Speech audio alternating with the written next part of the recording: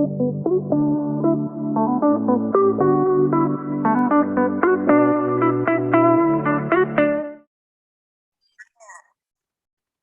this is Alea with the Help Yourself podcast, and today with me all the way from Florida, I have the creator of Inner Dance, Serena.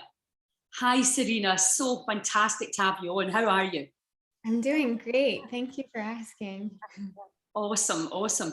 Now, I discovered Inner Dance last year with VW, Family Constellations, and I'd never heard of it before, and I lay down and I just had this amazing releasing experience. But meantime, also one of the other girls was really triggered, and I've understood afterwards that obviously either of these things can happen. So I was really intrigued as to what you had done, and also how you're receiving it, and how you were mixing all of these things together to get the result, which is Lily, a Let It Go Simpler, as a form of letting go, but in a really, I thought, a really beautiful, easy way, without the conscious mind getting in the way.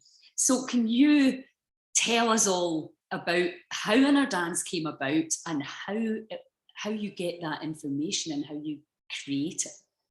Sure, yeah. Okay, so the Inner Dance process is something I like to think of as coming from really ancient tribal cultures that understood dance as a means to trance-like states of consciousness. And across the planet for thousands of years, people have been using the simplicity even of a drum and a rattle to create a beat and a synergy of that electric response in the body to rise energy up and allow for the kinesthetic languages to become a part of what is being remembered. And as the body moves, or as the vibrations move inside, things start to shift and a lot of change can happen.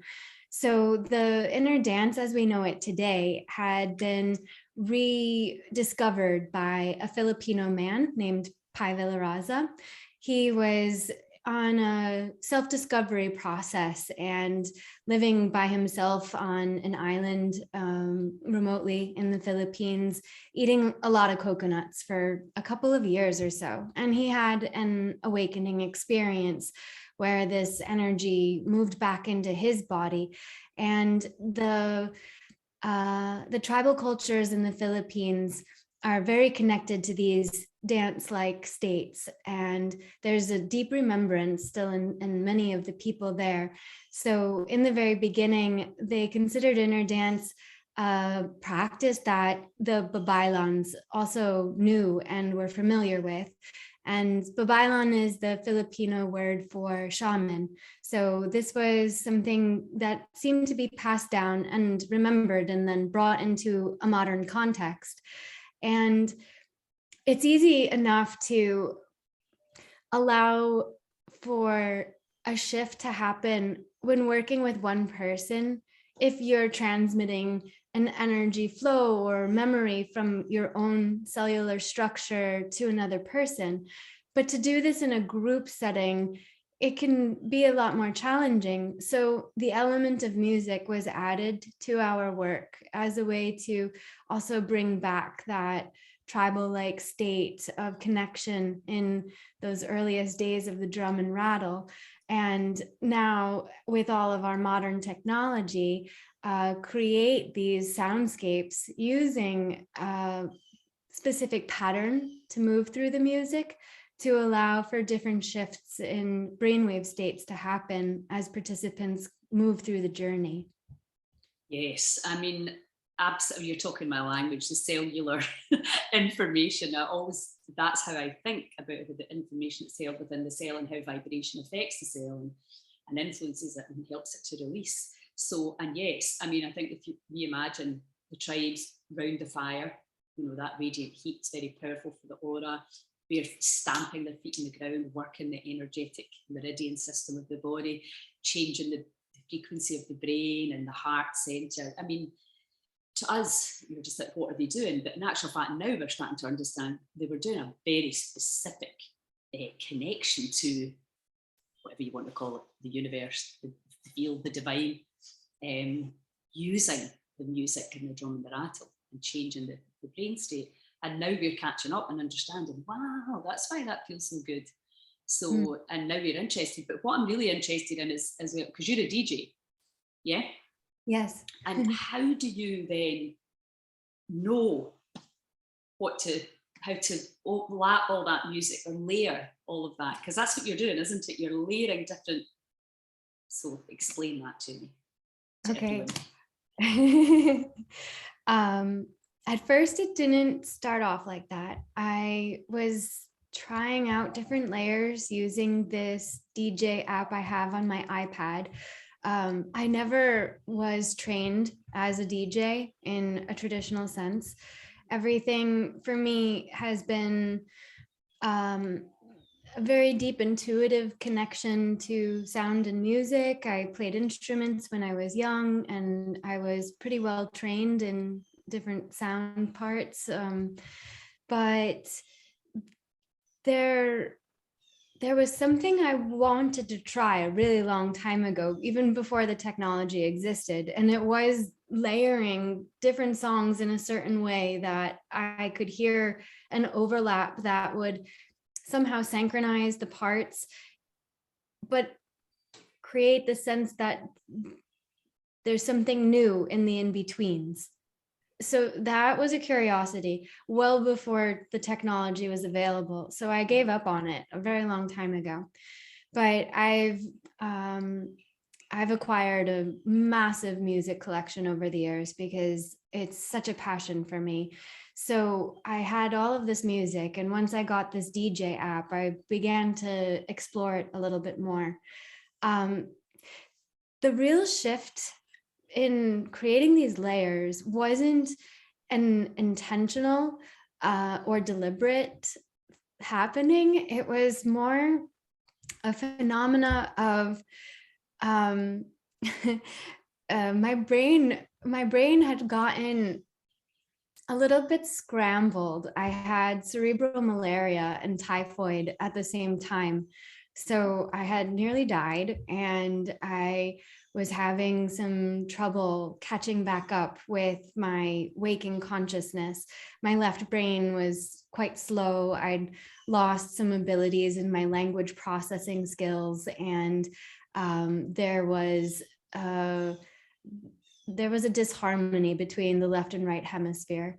So as I was still working with groups in the inner dance space and was having a really hard time verbally communicating with people, I needed to find a way that I could pre-record certain parts of the work I was doing so I could be with the group in person a little bit more intensely and let the music just keep playing. So I began to put little pieces together in a way I had never done before. And it seemed like the scramble in my brain was the perfect conditions for making something kind of fractal leap into another dimension of sound creation. So I wasn't planning it, but as soon as it happened and I heard it and I let other people listen to it, I started to realize there's something here, and I think I'm going to keep going with it.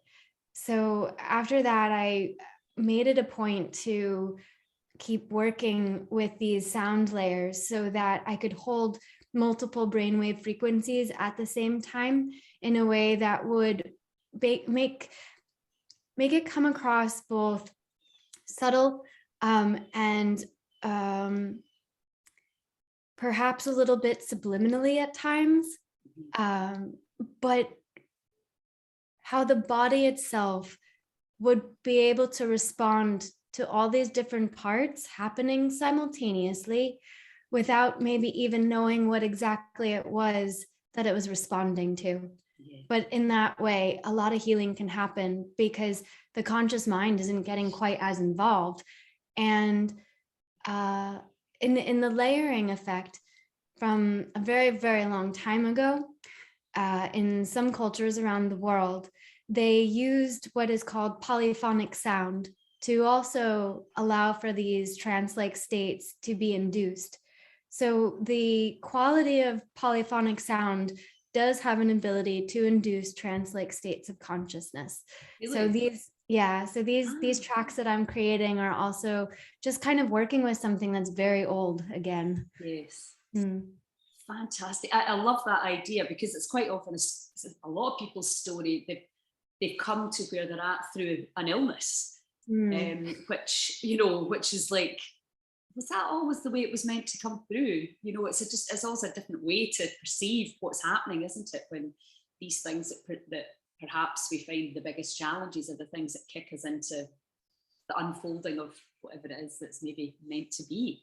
So can we talk about the spiritual aspect of it? And what have you seen, with people who use your music? Okay. I can start kind of from a really basic sense of things and then move my way kind of through the journeys that I've explored with people. I have worked with thousands of people around the world at this point. So because inner dance, we often say, is a process that's different every time. Even for each person that experiences it, they tend to go through an entire spectrum of possibilities the more that they take a look at themselves through this work. So I've also seen like the whole spectrum of possibilities. From a very basic place, there's a connection to that relaxed state, to feeling perhaps like if you fall asleep during the session, that it's the best night of sleep you've had in a really long time, and you're fully refreshed and rejuvenated afterwards, and it was just an hour of laying down. There's a lot of emotions that might come through, especially for things that can't always be looked at or observed from the internal place in which it's staying because of a high stress life or anxiety or not enough time to slow down and just feel what's inside. So once we slow down in a process like this, emotions do tend to rise up. And then on some of the more intense levels in which inner dance comes through, I might talk about these 5 main points in relation to the types of spiritual experiences that people might go through. One would be connected to the NDE, or near-death experience. And there are definitely times when someone feels that moment of their life flashing before their eyes and getting that whole life review in just a small moment, and then having a very different sense of self after they come through the inner dance. Another is the connection to the psychedelic or the psychotropics, in how many times someone recalls it feeling like a mushroom journey or an ayahuasca ceremony, and the similarities between these do tend to wake up energy inside that allows someone to reconnect with such a deep sense of relationship or belonging to the earth, to the tribe.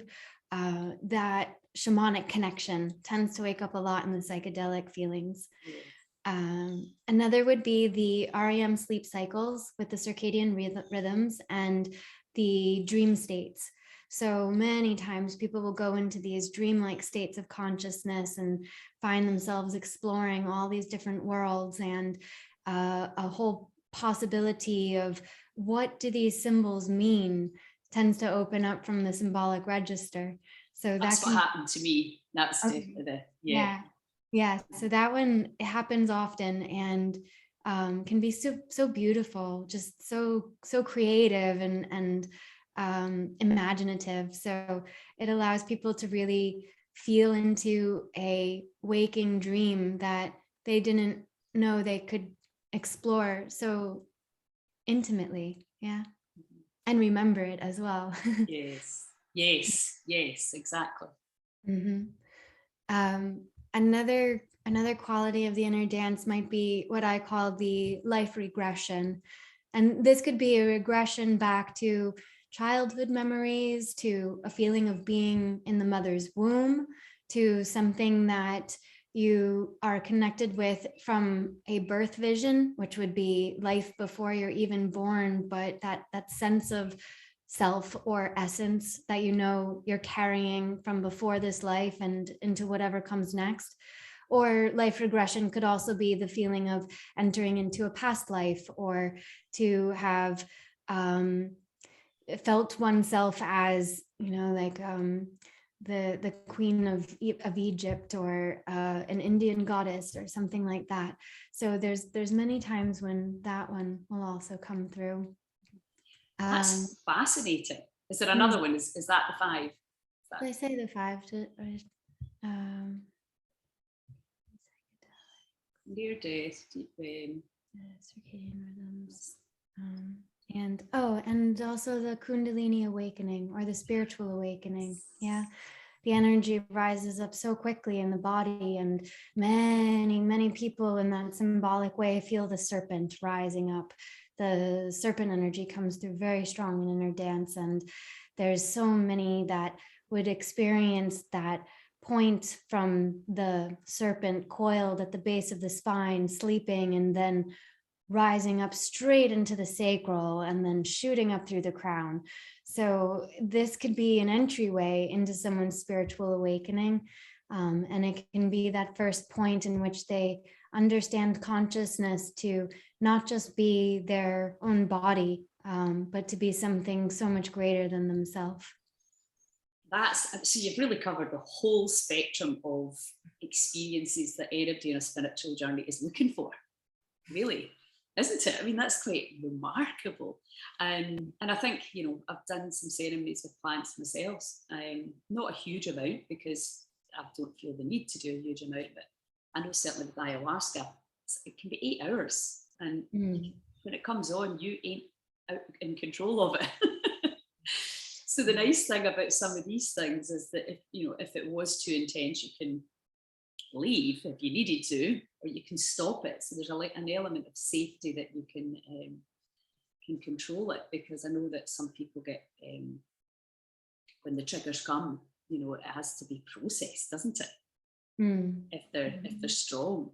And do you feel that then, what's the preparation for it? I mean, or is there a preparation? How does that work to manage people's either expectations, or to prepare them for something they may not fully understand?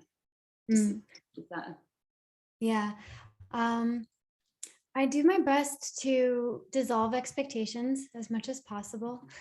In this work, there is a huge element of trust involved, and it's hard to both trust and be skeptical at the same time. So if one's mind is really strong and they come into this process with mental resistance towards surrender in particular, or that letting go aspect, it can be challenging to move into the work.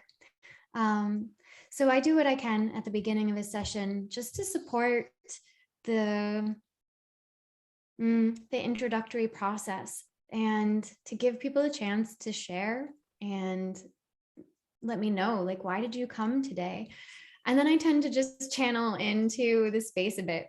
So at times that can be a very meandering way of speaking, to a more spiral-like way of connecting patterns and bringing things into a synthesis of a much bigger whole.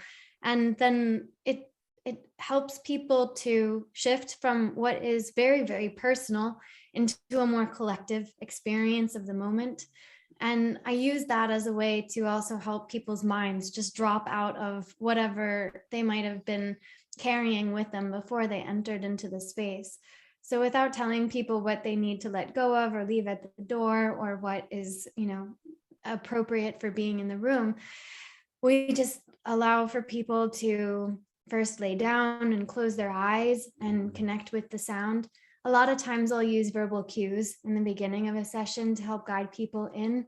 And we always start the music in a specific brainwave state so that this way it'll just start to carry you into the journey and allow for things to unfold from there. Most of the time, by the time we get through the very first wave of a session in the soundscape, everyone kind of drops in, and we use these different brainwave patterns to help assist people in that dropping in phase. And from there, it opens up. And as I'm going through a room, if I'm physically with people in a space, I'll use energy work, different techniques and body work to just assist people to keep going deeper or to trust their own process more. We're very intuitive facilitators in the inner dance family. So there's a lot of intuitive connection with someone in the moment that we can't always explain as to why did you touch me here? But afterwards, when a participant might say, you came at exactly the right moment, we know that there's also that element of trust in the greater field, not just in the personal experience of each participant. And the human touch is so nice because Vida does that with us. And yeah, well, for me, certainly it's a very trusting, very held process. And I mean, I teach people to let go, and my two constant reminders are trust and surrender, and in this mad, crazy world where you can feel you can't trust anything that you hear or read, it's beautiful to be in a space with people where you can just completely let go and let the music hold you and whatever. And see, when you're talking there about the different brainwaves, how do you know what brainwaves that your music is igniting? I've been translating music and sound creations into brainwave states for a long time now. And in connection to the inner dance process and its development over the years, I've been one of the catalysts for the sound in connection to this work. So a lot of people use my soundscapes in the global picture to facilitate their sessions, because they trust how well I've been able to develop these waves of sound. I'm able to either find tracks that I know are very clearly situated in one brainwave state or another, or I can create them myself by maybe slowing things down, speeding things up, layering different tones so it holds the vibration in place. And the shift is usually in the same exact rhythm as the circadian rhythms. So just like in, let's say, a 24-hour cycle, I like to start at like 3 a.m. This is my favorite time to do a 24-hour cycle. The 3 a.m. hour is kind of either considered the witching hour, or the hour when, if you were to meditate, the spirit world would be most open to you, and the connection to the psychic realms or to the ancestors or the universal source energy is going to be strongest. So somewhere between 3 and 4 a.m. is when this opportunity to wake up and be most connected with the here and now and the beyond is possible. So it's quiet at that time as well. And it's usually the time when it's starting to become almost the coldest point of the night. So that once you get towards that hour to right before dawn, it's cold, everything's still, and it's just waiting to wake up. So you have this kind of stillness, and then you start moving into that crepuscular hour, the moments right before dawn and dusk. when everything slowly starts to know that the sun is about to rise and there's going to be the warmth for the day. So the birds start rustling their feathers and the roosters start getting ready. And then before you know it, the whole planet goes into a cacophony of sound, and you get all of this sound from the insects and the birds. And then from all the humans waking up, you get the rush hour traffic, and you have this intensity of time. Somewhere around maybe 9 or 10 a.m., you get a lull. Things slow back down a bit. Everyone goes to work, they calm down. The birds say, okay, we're done singing for now. Let's take a rest. And then you move into the noontime. Noontime, things start to pick back up again. And so in some places, that's the busiest time of the day. Everyone goes out for lunch, or they're all socializing and spending a lot of time together. In school, you could just picture the sounds of a cafeteria and how during those lunch hours, it is just all craziness again. And then things settle back down. So around like 2 or 3 p.m., in some countries or different parts of the world, you might have a siesta. You might actually need to take that time during the hottest hours of the day to sleep. So the lull is even lower than it would be in the morning time. And then again, it picks back up into those hours right around dusk. So again, the birds are singing, at the traffic when you're coming home from work, and all of those moments go back up high. And then in some parts of the world, you might have one more peak in the late evening. Once the sun goes down, in parts of the world where especially you're sleeping in the middle of the day because it's too hot, you get to have those nighttime market hours, or you get to have, the sense that after you've gone home and eaten dinner, if you want to go out and have a drink with your friends, or you're going to go listen to some music, these are the hours in which things get a little bit more creative in the nighttime feel before everyone goes back to sleep. So in the same way the Earth has its own kind of 24-hour cycle, we take a look at how are we engaging with this all the time in one aspect of our consciousness, even if we're not always conscious of that, and how could we recreate that in just 1 hour to allow for the body to experience this flow that it normally knows very intimately every single day, but now put it into a space within sound and a room of people in which the cellular memory is activated, but you're able to harness information from it very differently than in just that daily cycle of routines that we often forget about in a greater sense of things. Yeah, I mean, that's such a beautiful way of thinking about it. And yeah, I've never really heard anybody put it together like that. I mean, I'm big for the circadian rhythm in terms of, and obviously deep REM and proper sleep, because to help people heal and to harness these times and the light to maximize your body's chemistry and your body's nervous system. That's how we, if we can tie in with it. I don't know how we, in the West, we became so disconnected from it. It seems a bit crazy. We've got all the science and we understand why it's so powerful, because we are part of that whole rhythm in the body, chemistry responds to it. So that's just a beautiful way to see that. Now, I don't know if I got this right or wrong, but do you layer different, what brainwave are you going for? What most people are starting where? High beta? Most people, when they're in their waking consciousness, are in a beta state. It is the last brainwave that our brain actually develops.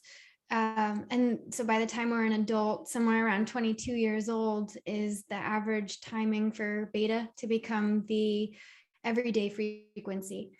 So we still enter into other frequencies, but it becomes the norm. Yeah. And the brain waves aren't something that we're staying in just one state with in this work. And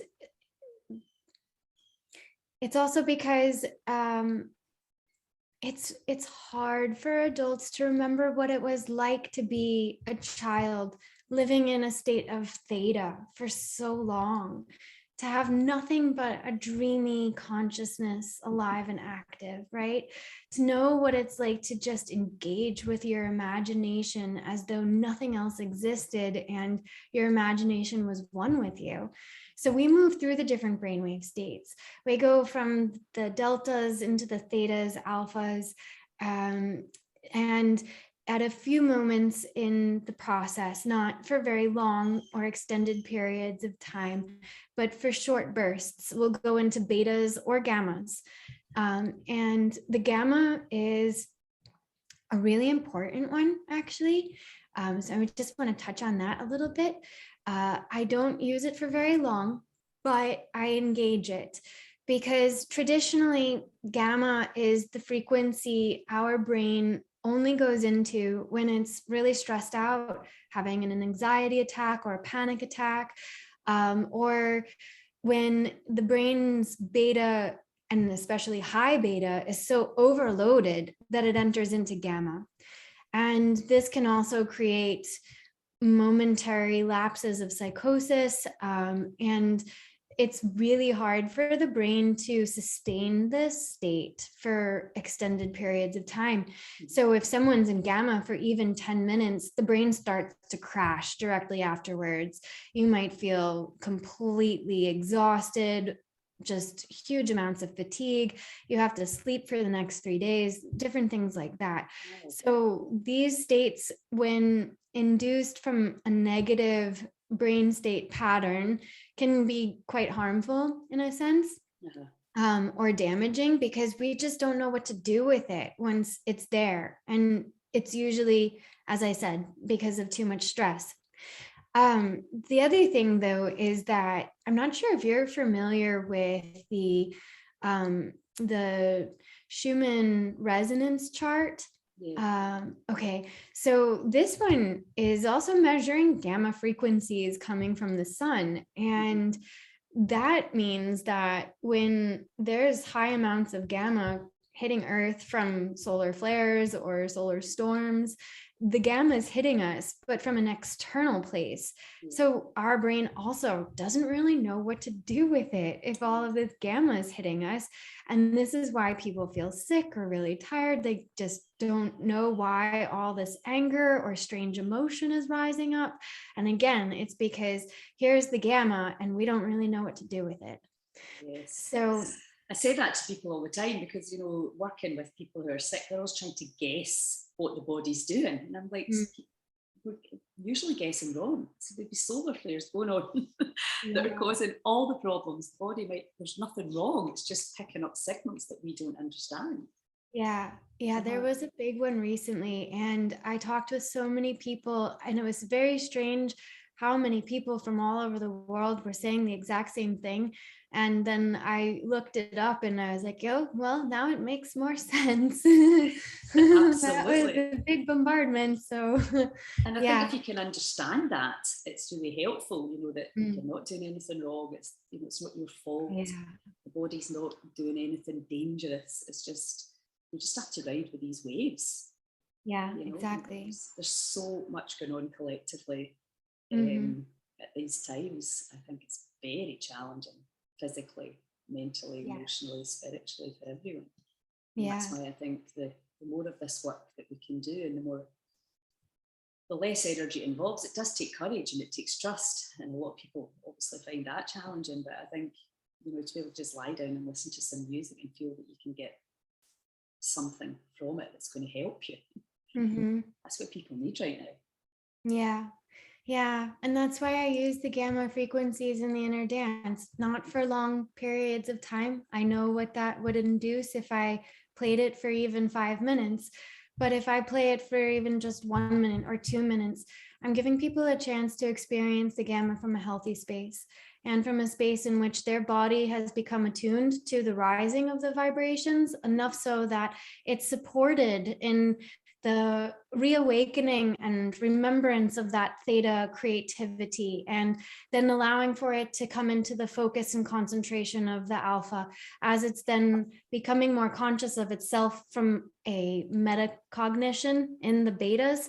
So somehow from that, especially from that metacognition, if you go into a gamma from there, it's more positive. It's a lot more positive.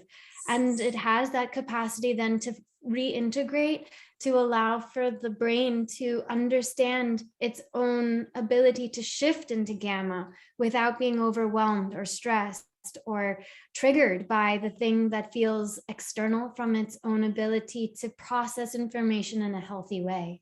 Yes, there's a bit of training, brain training going on. Yeah. In a gentle, safe way. Yeah.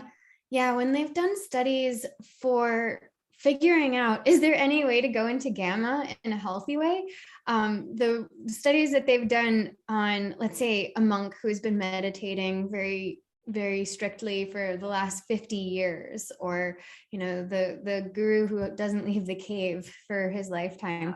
If they've done studies on people like this, they've found that they can sustain gamma for a much longer period of time in a very healthy way. So these are some of the only studies that have shown where gamma in the body is sustained healthily. So this is also why in a process like this, it makes a lot of sense to just give people a little bit of time in these frequencies, and then let them reintegrate some of it slowly. Yeah, as an introduction, and yeah, I can totally see that. Yeah, that's absolutely fascinating. Now, do you do this at festivals? I haven't personally done it at festivals, but people that I know have taken my soundscapes and brought them with them to festivals. And there are other people around the world definitely that have brought the inner dance to festivals. So Burning Man, the Bali Spirit Festival, some of the big ones in Europe, there's been quite a lot. Amazing. Because I said to you before we started, that's where I see the big changes that can take place is at the festivals. I was actually asked to speak at a festival in Malta with some of my friends there, and I thought, will that go down well when people are there to party? But in actual fact, I realised that's where people that love this kind of stuff are. And now it seems a bit crazy that I didn't see that before. And, we're going to have some Heal Scotland festivals, and we want to obviously bring in the fun, but also with this understanding that we are this instrument of consciousness that can change our brain frequencies and change our electromagnetic field for much, much greater states of consciousness, unconditional love, joy, and how we can affect each other in that way rather than in the other way. And I also know that, I'm not sure what you call an inner dance facilitator, coach. What's the?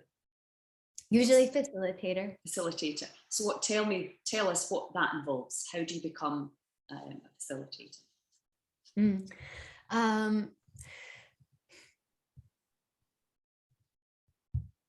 There are quite a few different, maybe like training facilitators, I could call them, around the world.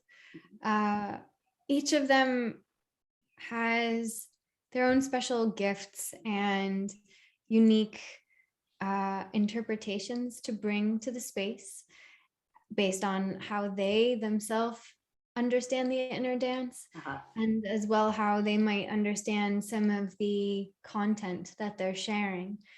So perhaps someone who is already trained at facilitating other practices might bring different parts and elements together into the work. And I would say that there are some people who train facilitators in inner dance that are